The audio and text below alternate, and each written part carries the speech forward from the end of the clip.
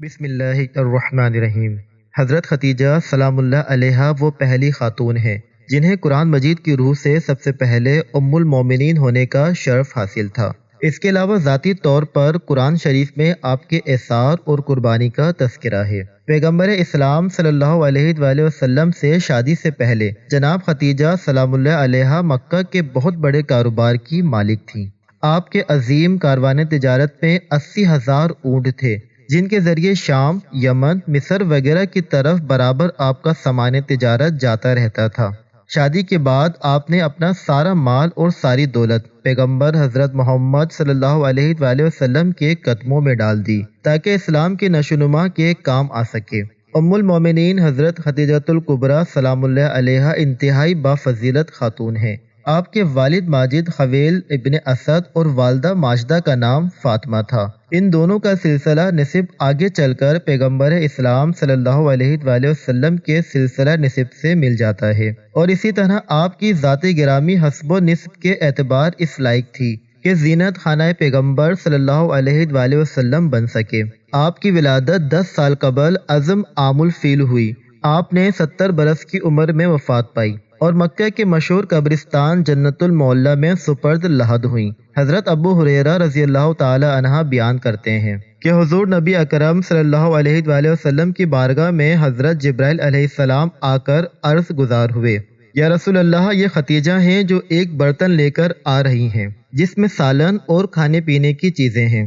جب یہ آپ کے پاس آئیں تو انہیں ان کے رب کا اور میرا سلام کہیے، اور انہیں جنت میں موتیوں کے محل کی بشارت دے دیجیے جس میں نہ کوئی شور ہوگا اور نہ کوئی تکلیف ہوگی۔ یہ حدیث متفقہ علیہ ہے۔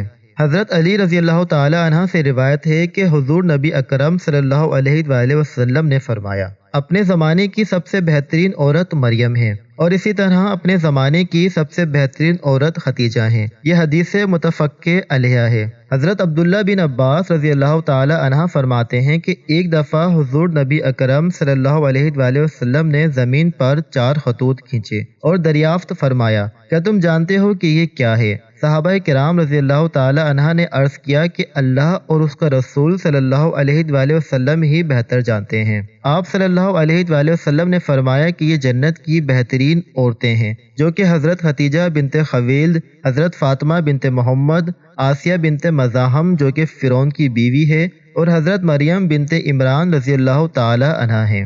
10 رمضان المبارک ام المومنین سیدہ خدیجہ سلام اللہ علیہا کا یوم وفات ہے۔ حضرت خدیجہ رضی اللہ تعالی عنہ حضور صلی اللہ علیہ وآلہ وسلم کی پہلی زوجہ محترمہ تھیں۔ حضور کی حضرت خدیجہ کے ساتھ محبت کا یہ عالم تھا کہ ان کی زندگی کے دوران حضور صلی اللہ علیہ وآلہ وسلم نے کوئی دوسرا نکاح نہیں فرمایا تھا۔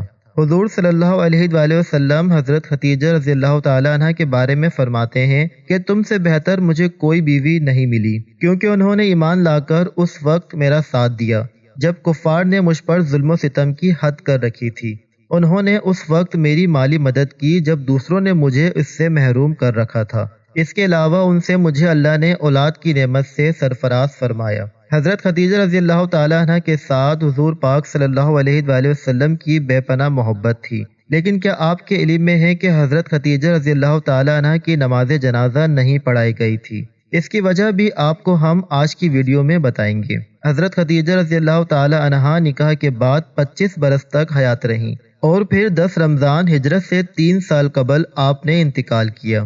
چنانچہ نماز جنازہ اس وقت تک شروع نہیں ہوئی تھی، اسی لیے ان کا جسم مبارک اسی طرح دفن کر دیا گیا، کیونکہ اس وقت تک نماز جنازہ سمیت 5 وقت کی نماز بھی فرض نہیں ہوئی تھی۔ بالکل اسی طرح رمضان کا مہینہ ہونے کے باوجود کوئی فرض روزے سے بھی نہ تھا، کیونکہ اس وقت تک روزے بھی فرض نہیں ہوئے تھے۔ اسی سال رسول اللہ صلی اللہ علیہ وآلہ وسلم کے محبوب چچا جناب حضرت ابو طالب بھی اس دنیا سے پردہ فرما گئے، اور 2 عظیم صدموں نے حضور صلی اللہ علیہ وآلہ وسلم کو بہت مغموم کر دیا، اسی لیے اس سال کو عام الحزن یعنی غم کا سال کہا جاتا ہے۔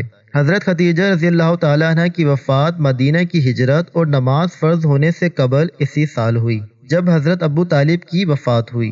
روایت کے مطابق انہیں جنت میں موتیوں سے تیار کردہ گھر ملے گا۔ محمد صلی اللہ علیہ وآلہ وسلم خود ان کی قبر میں اترے اور اپنی سب سے بڑی غمسار کو دائمی اجل کے سپرد کیا۔ پیارے حضور صلی اللہ علیہ وآلہ وسلم کی حضرت خدیجہ رضی اللہ تعالی عنہ سے 6 اولادیں پیدا ہوئیں، 2 صاحبزادے جو بچپن میں انتقال کر گئے اور 4 صاحبزادیاں پیدا ہوئیں۔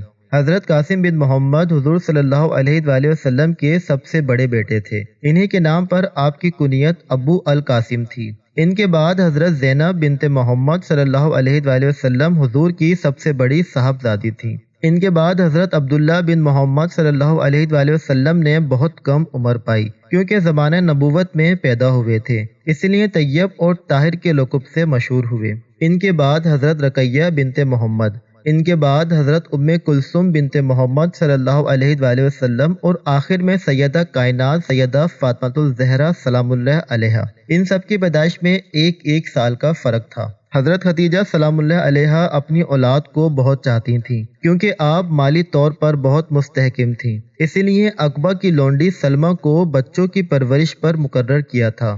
ازواج مطہرات میں حضرت خدیجہ رضی اللہ تعالی عنہ کو بعض خاص خصوصیات حاصل ہیں۔